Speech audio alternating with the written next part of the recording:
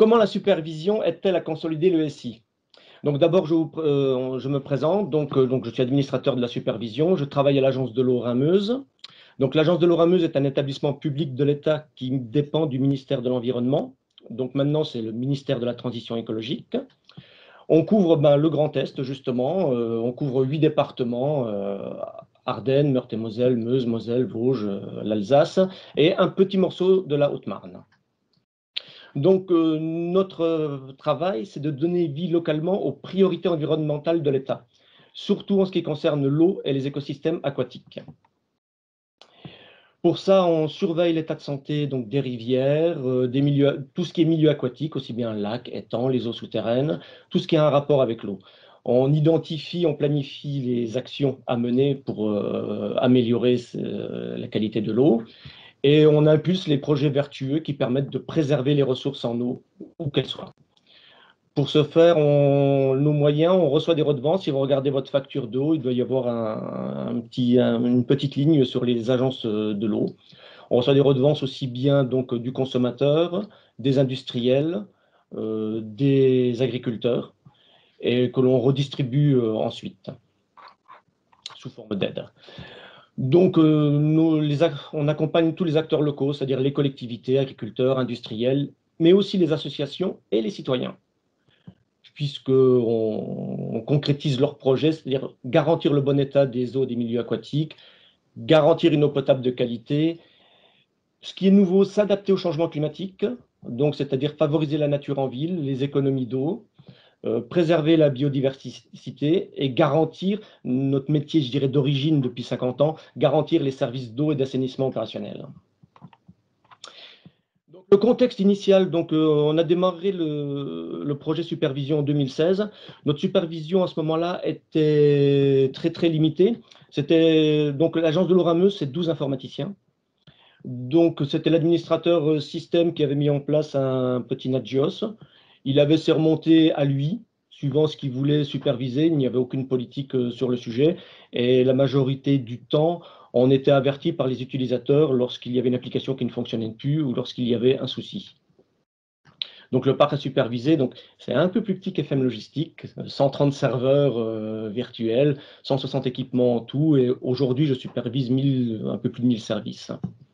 Donc l'objectif, il était de fournir des tableaux de bord partagés, d'avoir le matin en arrivant un état du système et surtout de pouvoir partager l'information. Étant une petite équipe, donc aujourd'hui je suis administrateur supervision, mais en 2016 j'étais à la fois DBA, je m'occupais du décisionnel et je me suis occupé de la supervision en même temps. Donc le but était que toute l'équipe technique chez nous puisse avoir accès à la supervision et puisse la faire vivre. Ensuite, par rapport à notre justement direction informatique, c'était aussi d'être en mesure de fournir des taux de disponibilité aux services métiers. Donc pour ça, on avait besoin de relier le technique au métier, ce que l'on ne faisait absolument pas pour le moment. Donc on a fait une analyse de marché. Donc comme nous sommes un établissement public, on s'est principalement intéressé aux solutions qui sont UGAP. Ça nous évite de faire un marché, c'est un peu plus simple. Donc, on a challengé ServiceNav, Service Pilote et POM Monitoring. Donc, Service Pilote en 2016, parce que ça a changé maintenant, en 2016, on ne l'a pas retenu parce qu'il n'y avait pas de météo des services et que la partie dashboard était vraiment très, très peu développée. C'était resté très technique. POM Monitoring était un excellent challenger, mais pour nous, il a eu un défaut. Il fallait passer par un fichier Excel qui dirigeait toute la supervision. Une modification, il fallait modifier un fichier Excel. Une seule personne pouvait avoir accès à ce fichier Excel et il fallait tout recharger à partir de là. Ensuite, il fallait en connaître un langage de programmation spécifique pour pouvoir s'en servir. Autrement, graphiquement, c'était la solution la plus élaborée. Donc au final, on a choisi ServiceNav parce qu'il nous permettait de partager toutes les informations simplement. Il nous permettait de travailler à plusieurs dessus. Il y avait une météo des services, il y avait des dashboards, on avait des rapports automatisés de disponibilité. C'était disponible en mode SaaS ou on-premise. Nous avons choisi le mode on-premise parce que, aussi en tant qu'établissement public, on doit faire très attention. Nos frais de fonctionnement sont ce qui baisse régulièrement tous les ans. Donc on-premise, c'était plus simple pour nous. Quels sont les bénéfices que l'on a eus avec ServiceNav? Bien, les rapports de disponibilité, on tourne autour de 99%, 99 et quelques pourcents. On reçoit des rapports automatiques, toute l'équipe, plus d'autres maintenant reçoivent les rapports automatiques tous les matins. On peut extraire des fichiers pour apporter des modifications dans la supervision. C'est un détail, mais j'en parlerai peut-être tout à l'heure dans les exemples. On fait des dashboards personnalisés par rapport au métier. D'un point de vue contrat de maintenance, on avait négocié, enfin ça fait partie du contrat de maintenance, on fait des montées de version 2 fois par an. Grosso modo, ServiceNav, on fait environ 4 par an. 4 nouvelles versions qui sortent par an, on a négocié d'en faire 2, en général ça suffit. Le gros avantage de ServiceNav pour nous, c'était une prise en main de l'outil très simple. C'est-à-dire que je ne suis pas administrateur système, je ne parle pas très bien le Python, ni le Nagios. Donc, on avait besoin d'une console simple d'accès et facile. Donc, en une demi-journée, on a appréhendé l'outil et il nous a fallu que moins d'une semaine pour tout mettre en œuvre. La notion de partage est vraiment complète. Et aussi, très important, le support est réactif. Un support, pas plus tard que cette semaine, j'ai mis en place une supervision sur des nouveaux outils. J'ai ouvert un ticket à 17h30. Le lendemain, à 10h, le problème était réglé. J'avais eu quelqu'un au téléphone. Donc, c'est très important, surtout pour des gens de terrain comme moi. Alors, pour être tout à fait honnête, donc là, c'est un retour d'expérience de l'agence de l'eau Rameuse. Depuis le 1er septembre 2020, alors les 6 agences en France, il y a 6 agences en France qui sont complètement indépendantes, attention, c'est important, mais ont décidé de mutualiser leur système d'information. Donc, on a mutualisé les DSI des 6 agences, ce qui fait qu'aujourd'hui, je suis administrateur supervision à plein temps. Donc, on passait, l'agence de l'eau Rameuse comptait 12 informaticiens, on est passé à 79 ou 80 pour l'ensemble des agences. On a recréé un data center en entier, en partant de zéro, qui est basé à Metz. Surtout, on a une TME, c'est important pour la supervision aussi, qui, elle, est basée à Paris, qui s'occupe de toute notre exploitation. Et on a comme objectif, toujours le même, d'offrir une météo des services aux métiers par application en ce qui les concerne. Et aussi le désir de faire adhérer tout le monde, parce que ce n'est pas forcément facile quand on met en place une solution de supervision issue d'un logiciel, de la faire accepter par tous les administrateurs système. Donc quelques exemples visuels. L'écran principal que j'ai tous les matins sous les yeux, c'est l'exploitation technique qui me donne les alertes qui ne sont pas acquittées, les alertes qui sont acquittées, et avec les alertes rouges pour grave ou jaune qui viennent tous les matins. Ça, c'est la première chose que l'on regarde sur l'écran le matin. Ensuite, on regarde la météo des services pour voir si des applications sont impactées par les alertes techniques. Alors ça, c'est très important, surtout aujourd'hui, dans la mesure où on a la TME, la tierce maintenance d'exploitation, qui se trouve à Paris, qui ne connaît pas notre exploitation, qui ne connaît pas forcément nos applications, mais avec ça, quand il y a un incident technique, ils peuvent dire quelle est l'application qui est atteinte. Donc, quand un ticket est ouvert et qu'un utilisateur leur dit cette telle application ne fonctionne pas, ils peuvent faire la corrélation tout de suite, ils n'ont pas besoin de chercher. Ensuite, quand on a une anomalie justement dans cette météo des services, donc là, j'en avais pas, donc j'ai pris un exemple cette semaine, j'ai modifié assez rapidement un seuil. J'ai pris une application de test, l'application des redevances, justement, celle qui permet d'éditer nos redevances, et j'ai changé le seuil sur un nombre de process Java. Alors, pour faire ça, c'est extrêmement simple. Je ne vais pas dans les sondes, je vais nulle part, je vais dans la console, je change le seuil, ça prend 10 secondes. Et on peut voir que s'il y a une anomalie, si on est cliqué sur moins, on descend, je sais que c'est l'application Aramis qui a un problème, je sais que c'est les process Java qui ont un souci. Voilà. Ensuite, à partir de là aussi, quand on a des anomalies, très simplement, on a accès aux détails de l'anomalie, du check. On peut aller voir les métriques, on peut aller voir l'historique. Et sur plusieurs années ou sur une période concernée, on peut choisir la période comme on le désire, on peut faire des zooms, on a les moyennes en heure de pic, on a des moyennes standards, on a la valeur à l'état actuel, les valeurs réelles. Donc on peut faire des recherches, on peut voir si les erreurs arrivent, si c'est des erreurs qui arrivent souvent, à partir de quel moment l'erreur est arrivée pour essayer de la mettre en corrélation avec d'autres changements. Ça, c'est un exemple de mail que l'on reçoit tous les matins. Donc tous les matins, toute l'équipe technique reçoit ce mail, la TME incluse. On a une TMS qui va prendre la main à partir du mois prochain, qui recevra aussi cet état parce qu'il y a les serveurs Windows, les serveurs Linux, et on sait s'il y a des incidents en cours ou pas de façon très rapide. Donc là, j'ai un petit peu avancé, c'est-à-dire que dans la nouvelle DSI qui est créée depuis le 1er septembre 2020, on travaille avec Teams et on est sur Office 365. Donc en 2 heures, très simplement, j'ai mis à jour un tableau de bord Office 365. C'est un dashboard. Je peux le partager par le biais d'un lien HTTP. Donc, comme maintenant mes collègues travaillent à Lyon, à Toulouse, et un peu dans toute la France, à 6 endroits différents, je peux leur envoyer le lien et ils ont ce dashboard qui s'affiche chez eux et qui se met à jour toutes les minutes, sans aucun problème. Donc, dedans, je supervise mes licences activées par rapport aux licences assignées, l'espace de stockage au OneDrive, le nombre de meetings journaliers dans Teams, d'entre toutes les équipes, et le stockage SharePoint, de telle sorte qu'on puisse voir l'évolution. Voilà un autre exemple assez sympathique. On avait des problèmes de température dans nos salles informatiques puisqu'on a installé de nouveaux data centers dans les salles existantes. Donc, on suivait de façon très attentive la température. Coservit n'avait pas de sonde précise par rapport à notre type d'onduleur, mais ils ont des sondes génériques. Je leur ai fourni la MIB et j'ai fait un appel au support et en moins de 20 minutes, on a mis en place les sondes nécessaires à partir de ces onduleurs pour obtenir le suivi. Pareil, c'est un dashboard. Chez nous, ce sont les moyens généraux qui s'occupent des alertes quand il y a des alertes température avec la climatisation.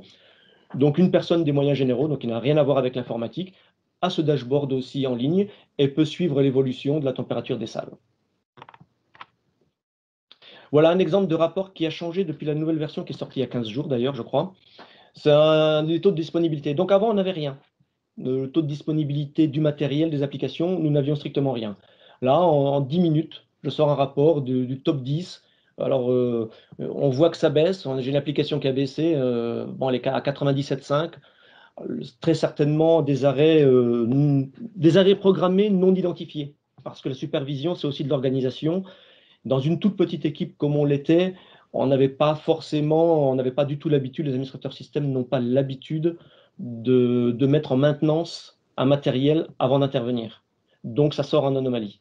Donc là aussi, la supervision, il y a un petit peu d'organisation quand même à faire avec.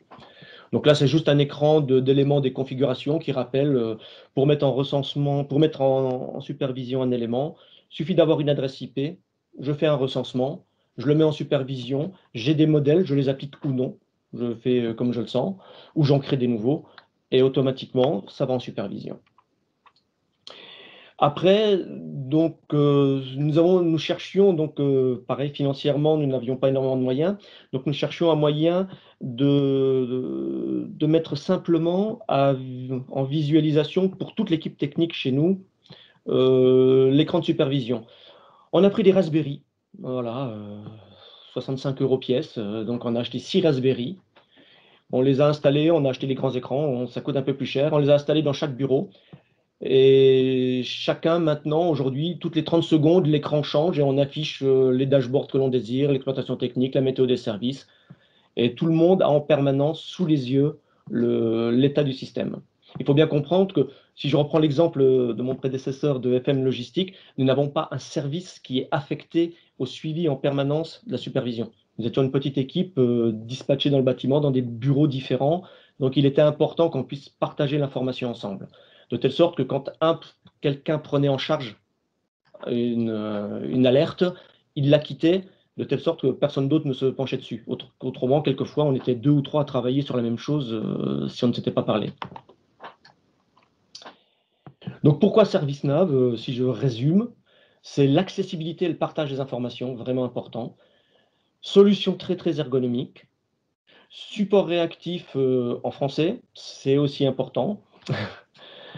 Dashboard météo des services pour un partage vers les services métiers. Et puis la possibilité, en fin de compte, je m'en suis rendu compte donc très récemment, la possibilité de pouvoir intégrer facilement du cloud, Office 365 par exemple. Ils ont des sondes toutes faites pour ça.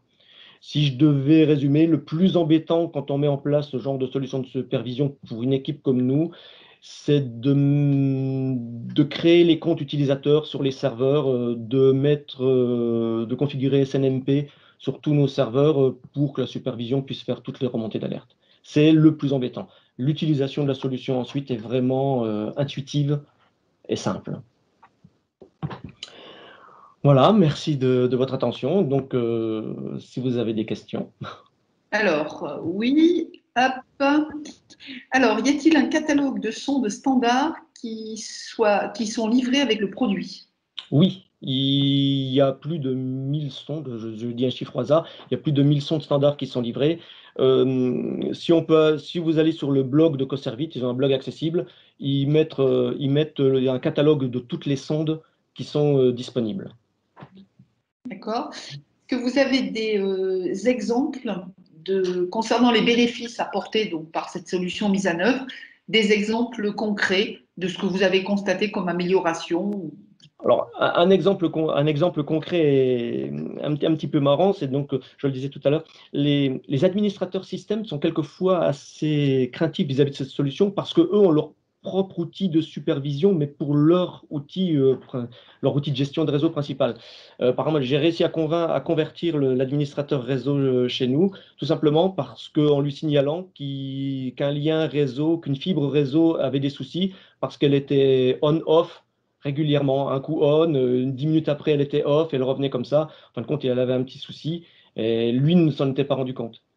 Donc ça, c'est un exemple de bénéfice. Le deuxième exemple de bénéfice, c'est que le matin, en arrivant au travail à 8 heures, tout de suite, on peut intervenir si on a une anomalie. Avant, on attendait. Après, je n'ai pas de bénéfice chiffré. Euh, je dirais que puisque nous n'avons une TME que depuis le 1er septembre. Donc, je ne peux pas dire qu'on a moins de tickets ou plus de tickets, parce que la solution de supervision peut s'interfacer avec un outil de ticketing. Nous ne l'avions pas encore fait. D'accord. Y a-t-il un accompagnement par le prestataire? Oui, oui, oui, oui, oui. Régulièrement, je suis en contact avec le prestataire. Donc, il y a eu un accompagnement pour la mise en place, bien évidemment. Il faut installer des serveurs Linux, il faut installer du Nagios. Voilà, c'est lui qui fait ça. Ensuite, en dehors du support, j'ai un intervenant, celui qui a mis en place la solution de supervision chez nous. Quand j'ai des problèmes vraiment spécifiques, je l'appelle et il peut prendre la main, je l'autorise à prendre la main à distance pour régler le problème. D'accord. Pour une personne qui ferait le choix d'une démarche identique à la vôtre, quels seraient les points sur lesquels vous leur conseilleriez d'apporter toute leur attention? Les points de vigilance. Les points de vigilance. Je dirais ça dépend du cahier des charges et ça dépend de ce que l'on veut faire. Si je prends l'exemple avec FM Logistique, nous n'avons pas du tout la même problématique. Nous, on avait une problématique donc de partage, de dashboard qui était vraiment très importante. Ensuite, il y a la problématique de gestion. Il faut savoir l'équipe que vous avez assignée à la supervision. Si vous avez un service complet qui fait de la supervision, vous pouvez aller dans des produits plus complexes peut-être.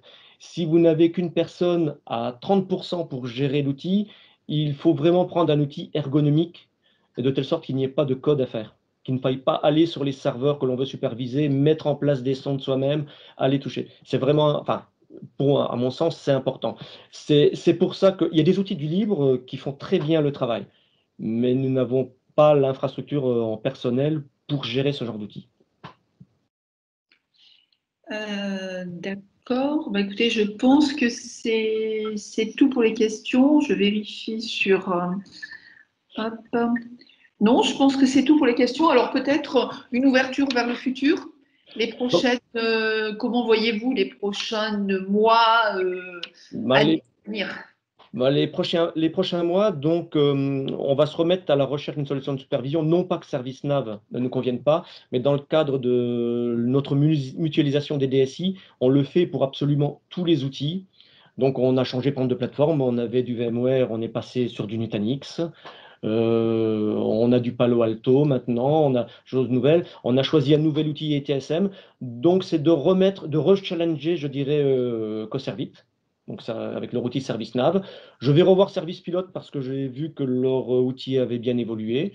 Et je vais reprendre deux ou trois autres outils, SolarWinds par exemple, et on va de nouveau refaire un cahier des charges parce que nos besoins ont évolué aussi pour revoir quel est le meilleur outil. Mais ça n'enlève rien qu'au Servit qui va encore continuer à rameuse au moins jusqu'à fin 2022, sûr et certain. Et peut-être Et plus. peut-être et peut-être plus s'il est choisi, oui. Et Mais il est dans les challengers il répond à tous nos besoins déjà. Mais là, c'est une démarche que nous avons mise ensemble dans notre nouvelle DSI. Euh, Comme nous sommes 6 agences, chaque agence avait son outil de supervision. On remet tout à plat et c'est un groupe de travail qui collégialement va choisir ensemble le nouvel outil.